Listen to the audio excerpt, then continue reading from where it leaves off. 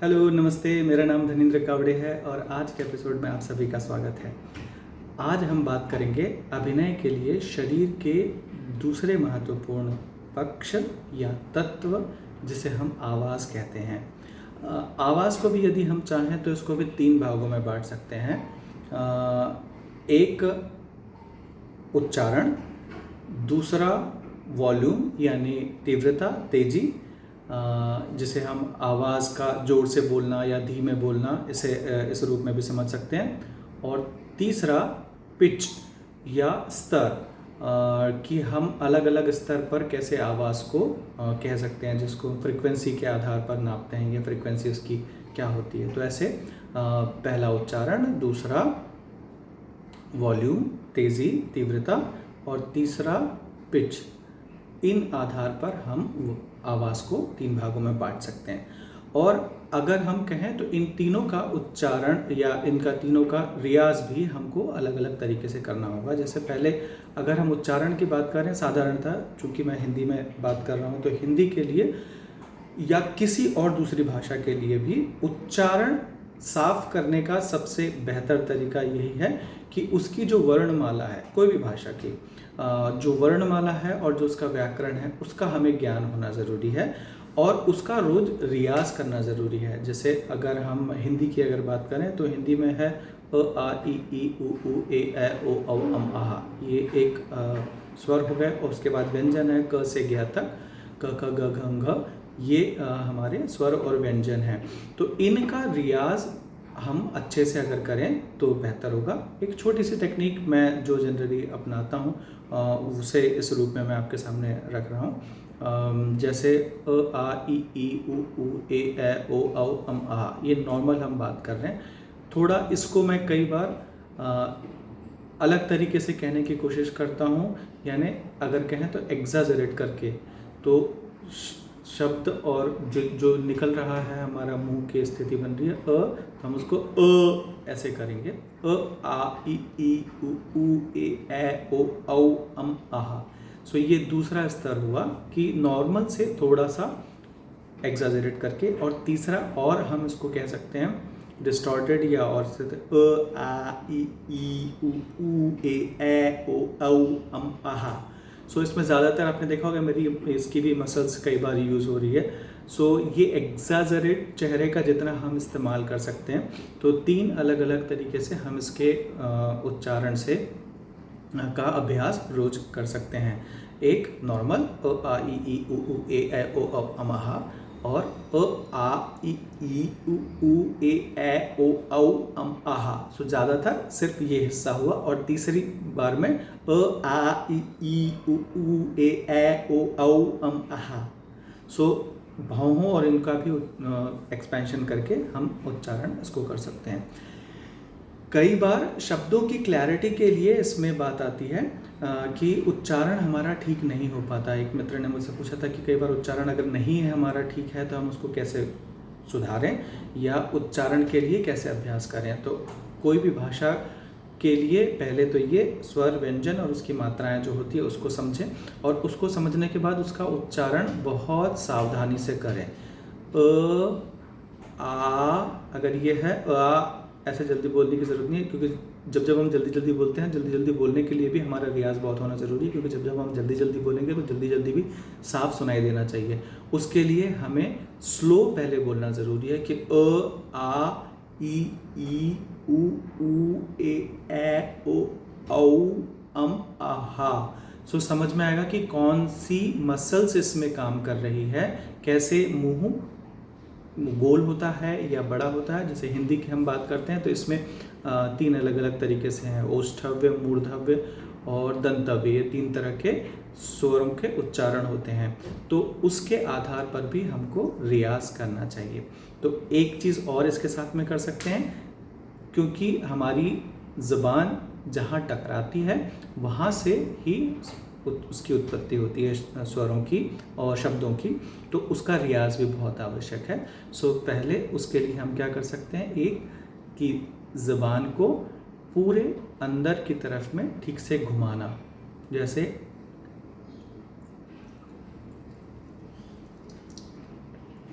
तो अंदर का जितना भाग है उसमें ठीक ढंग से ज़ुबान को पूरी तरीके से अगर हम घुमाएं तो एक ये प्रकार का रियाज हो सकता है।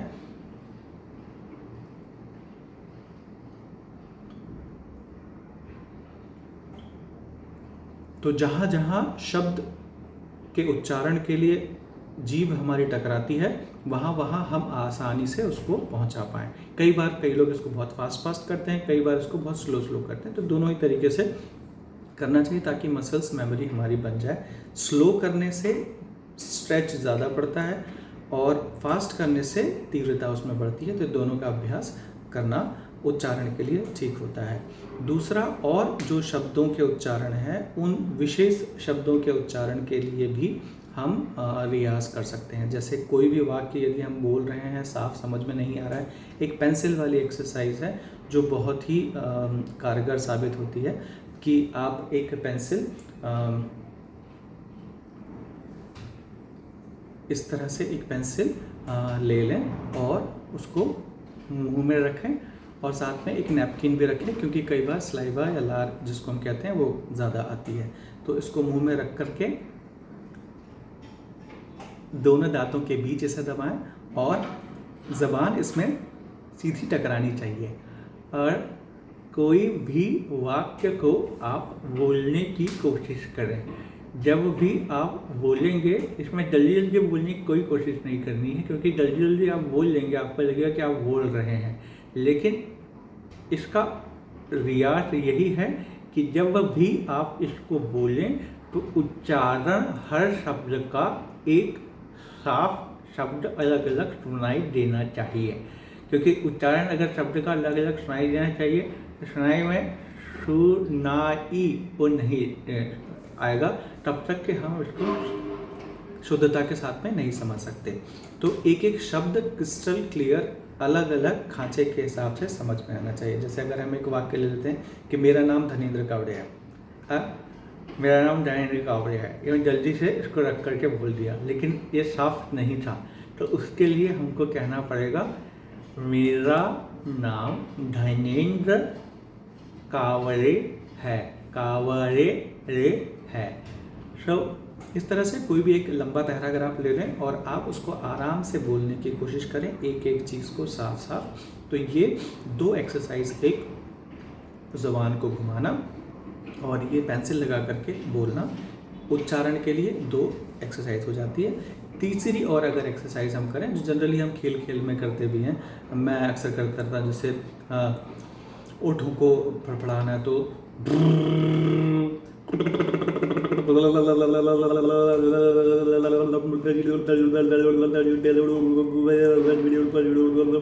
आप ज़बान को भी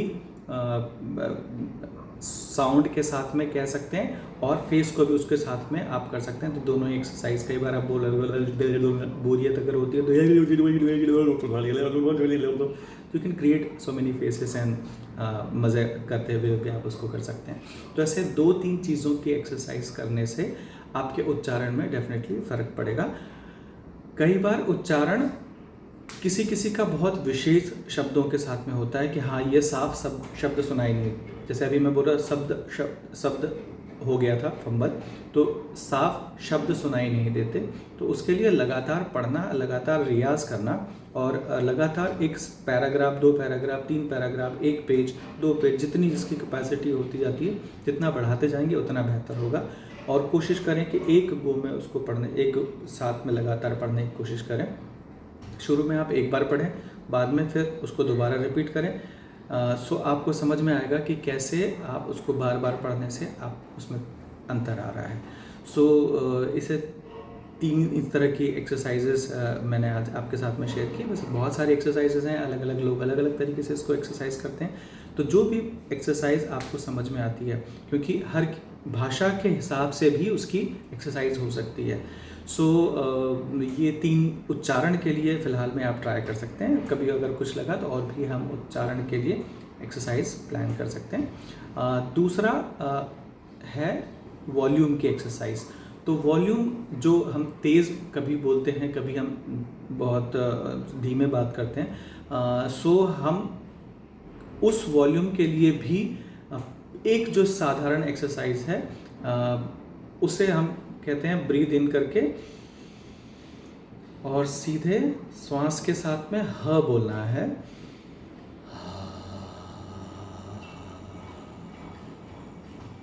सो बेसिकली ह बोलते हुए श्वास बाहर भी आ रही है।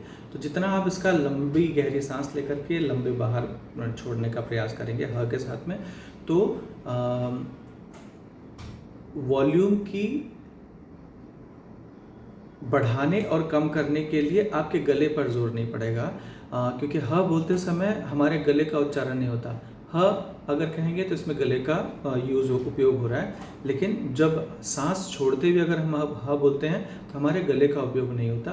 ह सो ये जो कई बार लोग कहते हैं कि पेट से बोलना चाहिए, आवाज़ फटती नहीं है और उन चीज़ों के लिए, और उसका वज़न अलग होता है। तो पेट से तो कोई बोल नहीं सकता, लेकिन हाँ यही कि श्वास भीतर से जब गहरी आती है और उसके गले में किसी भी प्रकार का दबाव नहीं पड़ता है या घर्षण कम होता है, उस प्रक्रिया को हम पेट से बोलना कह सकते हैं। तो ये ह जो कहना है वो एक तरीके से आपको इसमें मदद करता है। तो जब आपको जोर से कभी बोलना हो तो आप हे आप कह सकते हैं, तो वो कहने से आपके गले पे तनाव नहीं पड़ेगा और आवाज़ कभी क्रैक नहीं होगी, क्योंकि कई बार अगर आप जब जोर से बोलते हैं तो आपका आवाज़ बैठ सकती है, गला अगर जोर से चिल्ला दिया आपने तो गला फट जाएगा और वो फिर आवाज़ बैठने लगती है। तो इस तरह से श्वास के साथ में ह ह कहने से 3 अलग अलग वॉल्यूम में ह तो अलग अलग पिच तीन आप आवाज़ की तीव्रता रख लें और उसके आधार पर 3 तीव्रता को बार बार रियाज करते रहें, तो भी आपका वॉल्यूम का रियाज हो सकता है। और इसके बाद में अगर हम उसकी फ्रीक्वेंसी की अगर रियाज की बात करें, तो फ्रीक्वेंसी के रियाज के लिए या पिच के रियाज के लिए सबसे बेहतर जो मुझे एक्सरसाइज मेरी लगती है, आज मेरे पास हारमोनियम यहाँ पर नहीं है, किसी दिन होगा तो हारमोनियम के साथ में मैं आपके साथ में शेयर करूँगा। हारमोनियम के जो सप्तक हैं और सुर हैं उसके आधार पर भी हम रियाज कर सकते हैं। जैसे सा रे ग म प ध नि सा, सो ये 7 सुर अगर हो गए, इन 7 सुरों के ये संगीत के लिए बहुत काम होते हैं, लेकिन अब इस पे हमको डायलॉग बोलना है। सा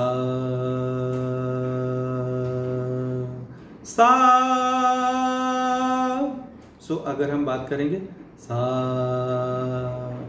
मेरा नाम धनेंद्र कावड़े है, तो कई बार हम सा मेरा नाम धनेंद्र कावड़े है ऐसे कहते हैं ये पिच पे बात करने के लिए। तो रियलिस्टिकली जब हम बात करेंगे सा मेरा नाम धनेंद्र कावड़े है, ये हो सकता है, लेकिन रियाज के टाइम पे अगर हम कोशिश करें कि जो सुर है उस सुर को पूरा वैसे ही बोलें। सा मेरा नाम धनेंद्र कावड़े है, पूरा उसका उच्चारण करें। सा मेरा नाम धनेंद्र कावड़े है,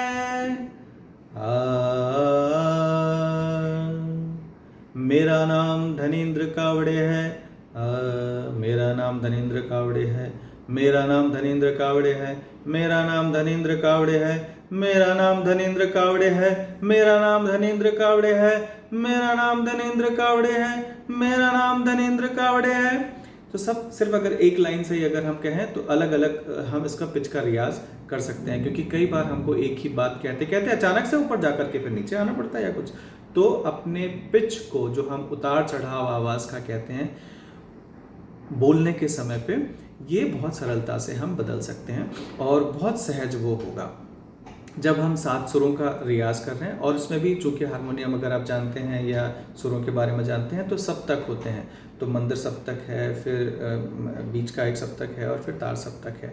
सो 3 अलग अलग सप्तक जो हैं उन सप्तक के आधार पर जो अलग अलग एक 7 सुरों का एक ताना बाना बनता है, तो वो अलग अलग जगह पे हो सकता है। कई बार सा रे ग म, सो ये एक भी सप्तक ऐसे हो सकता है। तो ऐसे अलग अलग सप्तक के हिसाब से हम आवृत्तियों के हिसाब से अपने संवाद की प्रैक्टिस कर सकते हैं। और हारमोनियम के साथ अगर आपको लगता है आपके पास में हारमोनियम नहीं है या कोई चीज़, तो ऐप है हारमोनियम का, या फिर तानपुरा का भी ऐप है, श्रुति बॉक्स, और ऐसे आपको अगर आप प्ले स्टोर पे सर्च करेंगे तो वहाँ पर आपको मिल ही जाएगा ऐप।